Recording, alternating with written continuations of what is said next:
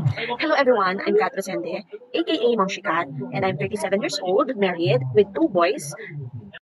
I have three motivations why I'm doing this challenge. First is for myself. Ayoko na yung maramdaman or maisip na every time na magkakasakit ako, yung gano'n, yung feeling, yung parang kada magkakasakit na lang ako, lagi ko maisip, magpapapayat na ako, yung gano'n. So, ayoko na ng gano'n. So, this is for good na. Yan. And mahirap kasi pag nagkakasakit, lalo na hindi na tayo mga bata. And then, mahirap din yung may mga damit na gusto kang suotin, pero yung mga style ba, yan. Pero hindi mo na masuot kasi walang kasya sa'yo. So, mahirap yung limited yung mga masusuot mong damit paulit-ulit lang kasi walang kasya sa'yo. So, mga ganun. Second, of course, para sa mga kids mo. Kasi kung ako yung lagi magkakasakit, hindi ko na alagaan yung health ko, paano yung mga kids ko? So, dapat i-consider ko rin yun kasi mga bata pa yung mga kids ko, di ba? So, number three reasons or motivation that I have is to inspire other people. Yan. Alam ko, yung lalo na yung mga dati kong followers, yan, matagal ko ng followers, nakikita nila na ilang beses na ako nagpo-post, ganyan, nag-exercise na ako, meron pa nga akong mga nireview, mga pampapayat na inumin before, and talagang hindi ko napanindigan. So this time, gusto ko ma-inspire yung mga viewers and then as well yung mga followers na to make a healthier lifestyle. So yun, not specifically through eating lang, of course, physically, ibig sabihin, kailangan may exercise din tayo.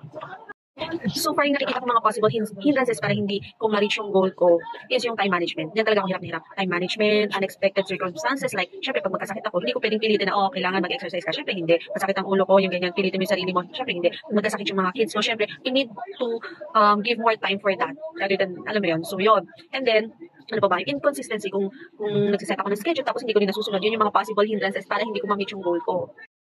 Ano ang aking goal weight? So, bago ko sabihin yan, ang current weight ko po is 72.48. Ayan yung current weight ko. And ang ideal weight ko para sa height ko, kasi meron yung katumbas dapat. Ang height ko po is 4'11 and a half. Dapat gamit ko yung 39 to 47 kilograms. So, sobrang layo dun sa current weight ko. Sobrang obese talaga ako. So, yun. Pero ang target goal ko, kasi this is a 50 days challenge. So, 50 days lang, hindi naman years, hindi naman how many months, ganyan. So, 50-day challenge. So, alam naman natin na malabo na yan, na ma-reach yung ganyang weight. So, ang target goal ko na nakikita kong visible or possible is 60 kilograms. Ngayon, ang tanong natin is kaya ko ba or hindi? So, para doon sa mga gustong sumama sa aking 50-day challenge journey, a journey to a healthy life. Healthier life. Ayan. So, ito yung mechanics. Napakadali ng gagawin niya. Pwede kayo manalo ng cash prize. Okay. So, unang-una, of course, dapat naka-follow and like kayo sa ating page na Ma'am Shikat. Ma'am Shikat. And then, sa YouTube channel natin, Ma'am Shikat TV. Second is, hulaan nyo lamang kaya ba ni Ma'am Shikat or hindi. So, no, okay lang. Sulat nyo hindi. So, tingin nyo, based sa mga sinabi ko, kakayanin ko ba or hindi. Sulat nyo lang dyan sa comment below kung kaya or hindi. And then, katabi nun is, isulat nyo rin yung magiging weight ko, yung guess nyo, na magiging weight ko at the end of the year. Kasi, ang closing period natin hanggang December 31.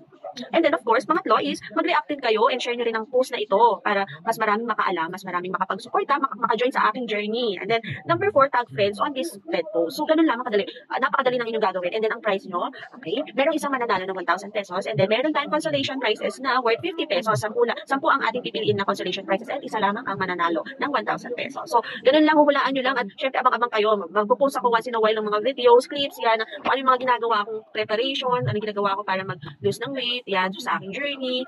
So, ayun. So, join na kayo.